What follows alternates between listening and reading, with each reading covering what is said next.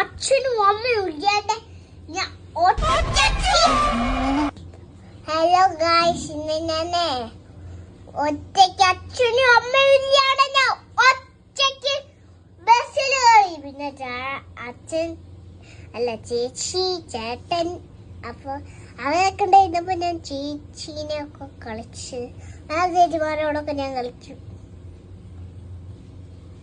പിന്നെ ചേച്ചിന്റെ പേര് ചോദിക്കുമ്പോ എനിക്ക് ഓർമ്മ ഉണ്ടായിരുന്നു, അന്ന ചേച്ചി.